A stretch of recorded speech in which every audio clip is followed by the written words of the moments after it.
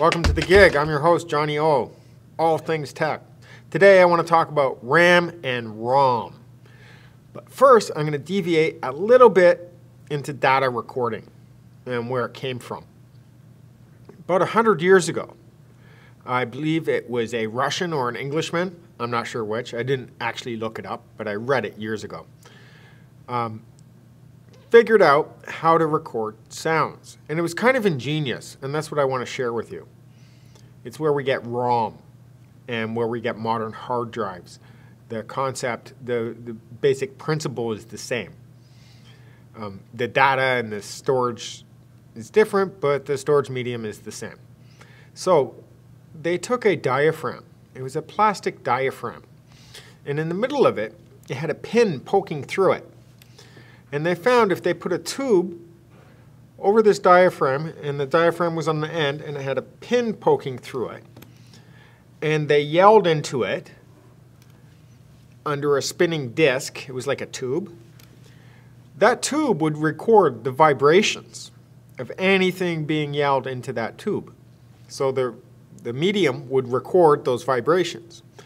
And then when they took that diaphragm with the pin, and they put it at the beginning, and they spun it back, it would play those exact vibrations back. Pretty amazing. That's where record players came from, and pre-record players. Pre-record players were tubes. And that's how they would record them, on a tube with that diaphragm I described. They would have bands playing and people yelling and singing, and they would record. That's how they recorded them. Then later on, they made them into flat, plate-shaped records.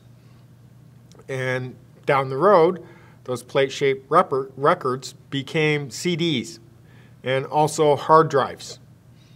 And it wasn't that long ago, 15, 20 years ago, every computer had a 3.5-inch floppy disk, which was a square disk with 3.5 inches, and inside there was a spinning disk. Also, I would say the last time I had a CD-ROM on my computer was probably 7 or 8 years ago. With USBs that came in, they replaced ROMs. So you don't see a lot of ROMs anymore. ROMs are read-only memory. And the last iteration of a ROM on a computer wasn't the floppy, but it was the CD and DVD. DVDs were also data disks. They were video disks, but they were data disks for computers. They could hold a lot of data, like 8 gigs at least. That's a lot. CDs, I think, were 550 or 600, 700 max megabytes per CD. Read-only memory means you couldn't record to them. And what that meant is if you had a writable CD, once you recorded to it once, that was it. And then after that, you could only read from it. Now, near the end, there was rewritable DVDs, they called them. But it was time-consuming because if you had data on it and you had to erase it, it would have to go through each data sector and erase it, then it could record. So it was kind of a pain in the rear end to do that, and time-consuming. Then USB drives came out, and they got very cheap. You could get, multiple copies of Windows on a bootable USB drive. That was the end of the CD-ROM, end of all ROMs. I mean, the CD killed the floppy, and the USB killed the CD. Now, the last time I built a computer with a CD-ROM in it, or DVD-ROM, honestly, about 2005, 2006. After that, it wasn't so important. Wasn't important at all. The last really good CD-ROM burner that they made was a Sony, and it came out in 2006, 2007. After that, the technology just kind of fell off a cliff. So, today I want to talk about RAM and ROM. ROM, like I just said, is read-only memory. We don't use it anymore. The read-only memory has been replaced with USBs and bootable USB disks as a medium to load Windows onto a blank machine. Microsoft has several tools to do this. You download the USB boot tool from Microsoft. You can take any copy of Windows. It doesn't matter if it's Windows 95 or if it's Windows Millennium or Windows 2000 XP. You can use the same tool to load the media onto your computer. And all modern computers for at least almost 10 years allow booting from USB. That's a special setting in your BIOS. You have to go into your BIOS and tell it, do you want to boot from the hard drive? Do you want to boot from the USB? Do you want to boot from the CD? They still say that. The CD option is still there on most BIOS. After you're done loading Windows, you go into the BIOS again, you tell it only boot from this hard drive. And that turns off the boot option from USB. But to first load it, you have to tell your machine, go in, here's my USB or here's my CD-ROM, and that's where it boots from. And you'll notice Microsoft, I don't think even offers CD-ROMs for their operating system anymore. Not for a long time. If you want it, they'll tell you to download it and load it from a USB drive. Whatever. Now, RAM. A little bit more complicated, where ROM was just used for storage. You know, if you had some videos or a bunch of books, a bunch of texts, maybe, you know, back a long time ago they had computer video games came on ROMs, CDs. So it's just a storage medium, really, nothing you could use dynamically. RAM, on the other hand, is essential to anything that has to do with the computer. It doesn't matter if it's your camera, if it's your phone, your laptop, your computer, they all need RAM of some sort. Even a TV needs RAM. They're all digital now. So everything needs RAM. If you think of your TV, it's mainly just a display, but a lot of the new TVs basically have computers built into them. You'll notice they'll have Kindle on it, they'll have Amazon built in, they'll have YouTube built in. Well, that's a mini computer, usually running Android, built into your TV as a computer, and it runs. The only difference between, say, a computer monitor and modern TVs is modern TVs will have TV tuners built into them for coax cable and a cable signal. Other than that, there's very little difference between a computer monitor and a TV. I have a big display at home. It's actually a TV, but I don't use it as a TV. I use it only as a computer monitor. It has 120 hertz refresh rate, and it does 2K, 2000K resolution. So it has a massive DPI and a really good refresh rate. And it has a computer built into it that I don't use, and I don't use the tuner either. So anything that has a computer or computer related will have RAM, random access memory. Essentially what that means is you can read and write to it dynamically on the fly, not like a ROM. A ROM is what once it's recorded there, it stays there. RAM is what your computer runs on. When your computer is booting from cold boot to desktop, what it's doing is it's pulling the information and data off your hard drive.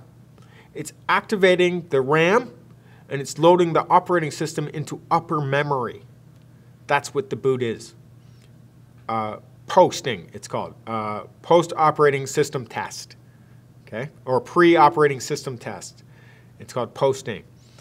When the operating what they mean when they say the operating system is being loaded, which means it means they're taking it from the hard drive or the permanent storage and they're loading it into upper memory, your RAM. The more RAM you have, essentially, the faster you can operate your computer. Now, I want to go into a little bit more detail on RAM and how it works and why it's so important. Now, RAM, basically, when you cut the electricity to it, it's gone. It's gone. It needs that current constantly to stay alive. If you lose power to your computer, you have to reboot. That's what booting means, is load the RAM back, or load the data or operating system back into RAM. Because when RAM loses its current, it's gone. Now, unlike the USB is a storage medium because you can take it away from power or cut the power to it, and it will still have the data. Same with ROM. It's a storage medium. USB is a storage medium. And RAM is basically how the new SSDs work. They work like RAM. That's why they're so fast. But the data on the SSDs is more permanent than the RAM in your computer. Now, the latest iteration of RAM is DDR4. DDR, double data rate, 100 megahertz. That's what DDR means. DDR1 was the start. And what they mean by double data rate is it works on electronics. So electrons can pass each other on the same path without colliding. So you can have data going in and data going out along the same bus, along the same copper bus or copper pin. And those electrons won't interfere with each other. So you can have data coming in and data going out along the same risers and along each pin on your RAM module. And that's what it means. Data is going in and out through the same buses, the same pins on your RAM module. Back in the 90s when we had EDO and SRAM, we never had that. DDR was the first one to do that. Also, video cards use DDR. Usually they use a slightly faster DDR than what's available on modern PC motherboards. Then there was DDR2, which was double data rate. And then DDR3, and now we're at DDR4. I read an article last week.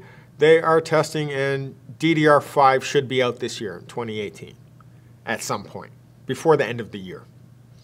Now, DDR is a 64-bit uncompressed data. That's how it works. And it only communicates with your CPU. Anything going in and out of your CPU must come from your RAM. It has to. That's the way the motherboard is set up. Nothing can bypass your RAM. It all has to go through RAM, directly through RAM, or directly through CPU, then through RAM.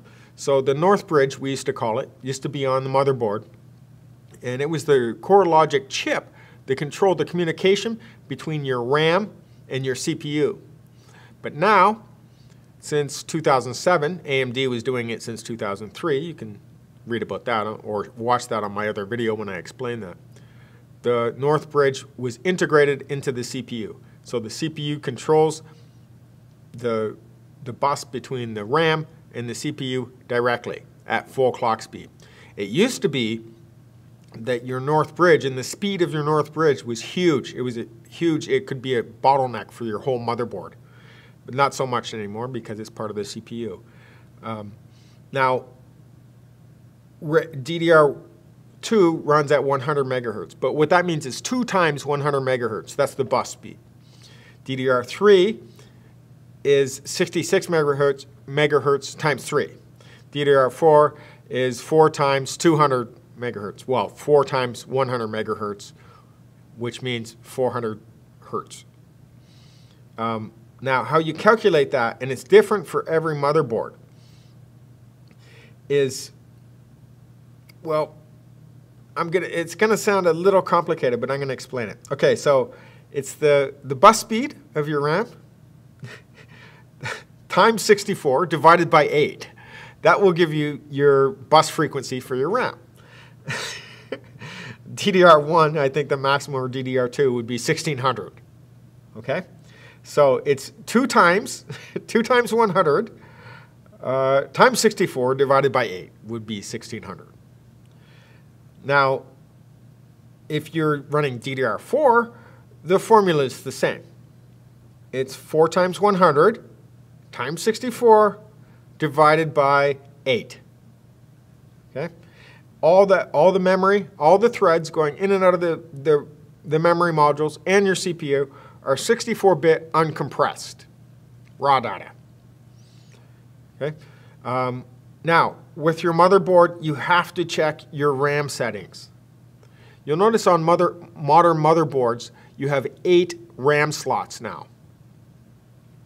Now, in combination of, you can't combine DDR2 and DDR3 and DDR4. No. You have to choose that all your RAMs DDR1 or DDR4. DDR1, by the way, is the only the only one that's not backwards compatible. Okay, so a motherboard that runs DDR2 will probably run DDR3 and DDR4, or a motherboard that runs DDR4 will run DDR3 and DDR2. It won't run DDR1. DDR1 was all by itself.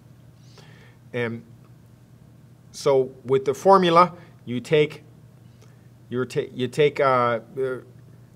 whatever, DDR4 times 100, that's 400 megahertz, front side bus, times it by 64, divide it by 8, that will give you your memory bus speed. And it should be pretty much universal with your motherboards. This isn't rocket science, setting up your motherboard for this. But you do have to choose DDR4 or DDR3, and you must check the chart on your motherboard. The chart on the motherboard, not all your RAM modules can fit in a line on your motherboard. You have to check. You notice how some of them are red and then the next one's black, and then red, then black, or white, then blue, white, then blue, or black, then white. They're color-coded on purpose because there's 8 of them. If you're running DDR2, the configuration for 3 modules with DDR2 is different than if you're running 3 modules with DDR3. There's specific slots for that, or memory banks for that. You can't just throw them in and go, oh, my computer's not working. I couldn't boot it. I built this computer. I couldn't boot it. Well, you got to check your motherboard RAM settings. Depending on whether you're using DDR2, 3, or 4, it will tell you where to place them. Now, you have to compare that to your CPU as well, because it changes with your CPU. So if you're running an i7 or an i5, those RAM banks will be configured differently because the frequency changes. So you have to check your motherboard for that. It'll tell you, with this CPU, use this RAM. With this CPU, use these RAM banks for this DDR3, 4. That's how it works. You must be able to do that. Now back, in the 90s, this was very important. It was very important that we did this properly because we had to calculate our own bus speed. And our RAM bus speed times, say, 4, that was our CPU speed. We had to use multipliers like this. And there were dip switches on the motherboard. So you had to, so for a 120 megahertz CPU, I remember it was 4 times 33. It was 4 times 33, the bus speed 33, or 2 times 66 for a Pentium, 2 times 66. And that had to be set. You could burn your CPU if you didn't do it right, damage your gear. There's checks and balances for that now. So motherboard's not so important, but you do have to check your chart, check what CPU you have that you're going to use on that motherboard, and where to put your RAM in those memory banks. It's very important. That would be the only thing you have to worry about. Otherwise, you'll be changing them back and forth and messing around for hours. Just check the chart. We'll say DDR3, 2 modules, they go here and here. DDR4, 3 modules, they go here, here, and here with that CPU. Now, there's 2 kinds of RAM. ECC RAM and non-ECC RAM. As home users, we use non-ECC RAM. ECC RAM is for servers, and it does error checking. So there's an error checker module in there. It's slightly more expensive, but it's more stable, and you can't overclock ECC. With non-ECC, of course, you can overclock it, but when you're overclocking, they don't overclock your bus. They'll overclock the CPU, they won't overclock the bus. So the next thing is Windows RAM allocation. Now this is interesting, and it's unbelievable to a lot of people. Windows RAM allocation is very important. Back in Windows 95, believe it or not, Windows 95 would not address any more than 192 megabytes of RAM. Most people only had 32 or 64 megs of RAM. If you had 256 megs of RAM, no, wouldn't do it. And believe it or not, most people, a lot of people I knew had 256 megs of RAM, knowing it would only address 192 megs of RAM and 60 megs of RAM is going to waste, they didn't care, because that's how they set up their machines.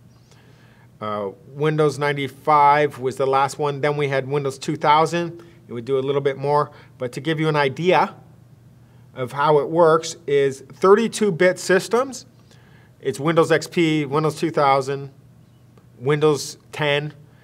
If it's 32-bit, it will only address 4 megs of RAM or 4 gigabytes of RAM. That's it. And they did that on purpose.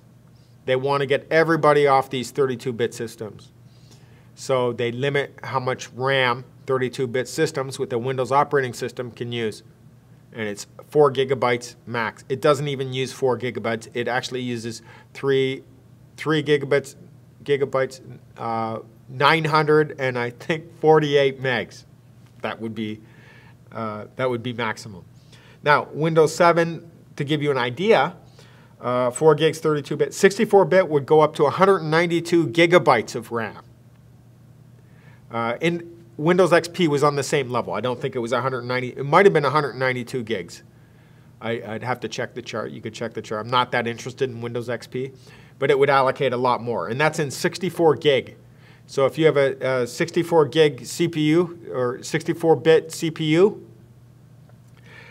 it will allocate a lot more RAM, address a lot more RAM. And they do that on purpose. They want everybody buying 64-bit CPUs. And everyone should be buying 64-bit CPUs and running a 64-bit operating system.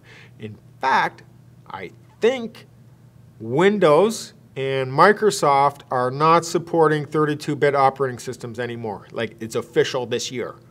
It should have been official 5 years ago, in my opinion. But with Windows, they like to be backwards compatible. Now, 64-bit CPUs would be up to 192. That's in Windows 7. In Windows 10, they will do 2 terabytes of RAM. If you have Windows 10 Professional, it will address 2 terabytes of RAM. I don't know anyone with a motherboard that will capacitate 2 terabytes of RAM, but if ever you get a motherboard with that kind of space and you have that much RAM, Windows 10 will run it. So they really, and by the way, with Windows 10, they didn't change the 4 gigabyte maximum for 32-bit systems. Windows 10, if you have a 32-bit system, it's 4 gigabyte maximum. That's it. So the more RAM you have, the faster your machine. The faster your RAM is, the faster your machine. That is because your entire operating system, the Windows registry, it loads into upper memory and it runs out of RAM.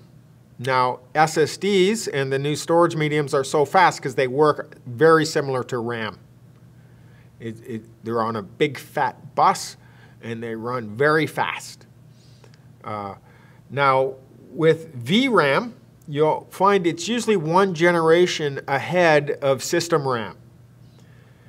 And right now, I know there's some video cards using DDR5.